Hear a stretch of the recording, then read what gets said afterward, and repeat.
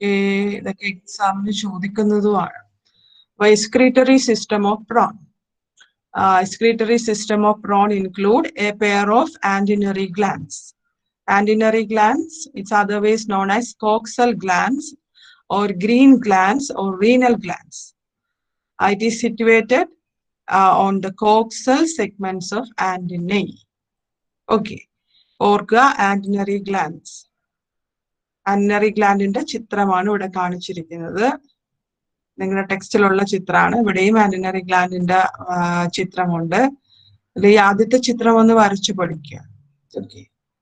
An antennary gland consists of 4 parts: end sac, labyrinth, glandular tube, and bladder. End sac എന്ന് പറയുന്നത് that is an enclosed mesodermal sac that encloses a coelomic cavity. That coelomic cavity is lined by excretory cells. The end sac communicate with the labyrinth through a small opening. Then what is labyrinth? Labyrinth is otherwise known as glandular plexus. That is spongy glandular mass of highly coiled and branching renal tubules. It lies outer to the end. Then glandular tube, നമുക്കറിയാം, that's a coiled excretory tube ആണ്. ഇത് ലാബറിന്റിൽ നിന്ന് പുറപ്പെട്ട് ബ്ലാഡറിൽ വന്ന് open ചെയ്യും. ചിത്രത്തിൽ കാണാം, ഈ ബ്ലാഡർ ഇവിടെ കാണാം, ഇടയ്ക്കുള്ള ഗ്ലാൻഡുലാർ ട്യൂബ് കാണാം, ലാബറിന്തും എൻഡ് സാക്കും അവിടെ കാണാൻ പറ്റും. ഓക്കെ. നെക്സ്റ്റ് കണ്ടോ, ബൾബസ് ആയിട്ടിരുന്ന പോർഷൻ ആണ് bladder. That's A thin walled chamber that is lined by excretory cells. That is produced from its inner side as a small excretory duct that opens out through excretory pore on the coxal segment of the antenna. Okay. ഇനി important ആയിട്ടുള്ള gland ആണെന്ന് നമ്മൾ പറഞ്ഞു. ഒരു green gland എന്നാണ് അറിയപ്പെടുന്നത്.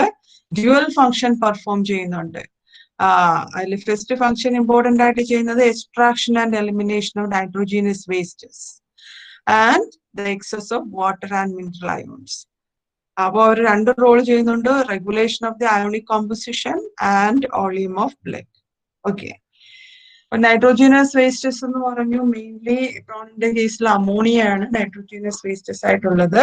Small amount യൂറിയയും small amount uric ആസിഡും പ്രൊഡ്യൂസ് ചെയ്യപ്പെടുന്നുണ്ട്. അപ്പൊ ഇനി നമ്മൾ പറഞ്ഞു എങ്ങനെയാണ് എലിമിനേഷൻ നടക്കുന്നതെന്നാണ്. മോസ്റ്റ്ലി എലിമിനേഷൻ നടക്കുന്നത്, ഈ നൈട്രോജീനിയസ് വേസ്റ്റുകൾ പുറന്തള്ളുന്നത് ഗിൽസ് വഴി, ഡിഫ്യൂഷൻ എന്ന് പറയുന്ന ഫിനോമിനൻ വഴിയാണ് ചെയ്യുന്നത്. ഗ്രീൻ ഗ്ലാൻസുകൾ നമ്മൾ പറഞ്ഞു ഈ ഡ്യുവൽ ഫംഗ്ഷൻ പെർഫോം ചെയ്യുന്നുണ്ടെങ്കിലും they are considered to be more osmoregulatory than excretory. Okay. പിന്നെ നമ്മൾ പറഞ്ഞു അടുത്ത ഇമ്പോർട്ടൻ്റ് ആയിട്ടുള്ള മെക്കാനിസം ആണ് അൾട്രാ ഫിൽട്രേഷൻ. അൾട്രാ ഫിൽട്രേഷൻ എന്ന് പറയുമ്പോൾ സാധാരണ വാട്ടറും മറ്റുള്ള പ്രോഡക്ട്സുകളും എല്ലാം എൻഡ് സാക്കിലേക്ക് എക്സ്ട്രാക്ട് ചെയ്ത് കൊണ്ടുവരും. സറൗണ്ടിങ് റീജിയനിലുള്ള ബ്ലഡിലും ഹിമോസീലിലും ഉള്ള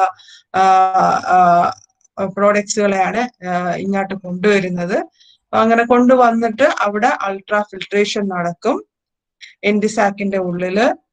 അത് കഴിഞ്ഞ് നടക്കുന്ന പ്രോസസ്സാണ് സെലക്റ്റീവ് അബ്സോർപ്ഷൻ. അപ്പോൾ അൾട്രാ ഫിൽട്രേഷൻ നടന്ന് കിട്ടിയ ഫ്ലൂയിഡിനെ നമ്മൾ അൾട്രാ ഫിൽട്രേറ്റ് അല്ലെങ്കിൽ പ്രൈമറി യൂറിൻ എന്ന് പറയും. Okay. That is again undergone modification. ആ മോഡിഫിക്കേഷൻ നടന്നതിന് ശേഷം അതിനകത്ത് കോമ്പോസിഷൻ വ്യത്യാസപ്പെടും. അത് ഗ്രീൻ ഗ്ലാൻഡിലേക്ക് മൂവ് ചെയ്യും. അതിനുശേഷം ലാബ്രിന്തിന്റെ ഉള്ളിൽ വെച്ച് സെലക്റ്റീവ് അബ്സോർപ്ഷൻ നടക്കും. സെലക്റ്റീവ് അബ്സോർപ്ഷൻ എന്ന് പറയാൻ കാര്യം, സെലക്റ്റഡ് ആയിട്ടുള്ള യൂസ്ഫുൾ ആയിട്ടുള്ള സബ്സ്റ്റൻസുകളെ അവര് ബ്ലഡിലേക്ക് തിരിച്ചു കൊണ്ടുപോകും. ഫ്ലൂയിഡ് അവിടെ റീറ്റെയിൻ ചെയ്യും ലാബ്രിന്തിന്റെ തന്നെ. അപ്പൊ അങ്ങനെ റീറ്റെയിൻ ചെയ്യുന്ന ഫ്ലൂയിഡിനെയാണ് നമ്മൾ ഫൈനൽ യൂറിൻ എന്ന് പറയുന്നത്. And what is the composition of final urine? That contain water and ammonium compounds, uric acid and urea. Okay. അപ്പൊ ഇങ്ങനെ ഉണ്ടാവുന്ന യൂറിൻ ബ്ലാഡറിൽ കളക്ട് ചെയ്തതിന് ശേഷം അത് റീനൽ ഓപ്പണിംഗ് വഴി പുറത്തോട്ട് പോകും. ഓക്കെ, അപ്പൊ ഇതാണ് നടക്കുന്ന മെക്കാനിസം. ഈ ഒരു ആന്റിനറി ഗ്ലാൻഡിന്റെ ചിത്രം നന്നായിട്ട് വരച്ച് പഠിക്കുക. അതിൽ നിന്ന് തന്നെ നമുക്ക് എല്ലാ കാര്യങ്ങളും കിട്ടും. നമ്മൾ പറഞ്ഞില്ലേ എൻഡിസാക്കിലാണ് അൾട്രാ ഫിൽട്രേഷൻ നടക്കുന്നത്. ആ ഒരു കിട്ടുന്ന ഫ്ലൂയിഡിനെ അൾട്രാ ഫിൽട്രേറ്റ് എന്ന് പറഞ്ഞു. പിന്നെ അതിനെ ലാബറിൻതിൽ കൊണ്ടുവന്നു. ലാബറിൻതിൽ വെച്ച് സെലക്ടീവ് റീഅബ്സോർപ്ഷൻ ഒക്കെ നടക്കും. അതിനുശേഷം നമ്മൾ പറഞ്ഞു ബ്ലാഡറിൽ സൂക്ഷിച്ചു വെക്കും. ബ്ലാഡറിൽ നിന്ന് റീനൽ ഡക്ട് വഴി റീനൽ പോറ് വഴി ഫൈനൽ യൂറിൻ പുറത്തു പോകും. ഓക്കെ, അപ്പൊ ഇതാണ് നമ്മുടെ പ്രോണിന്റെ കേസിൽ എക്സ്ക്രീറ്ററി സിസ്റ്റം. ഓക്കെ.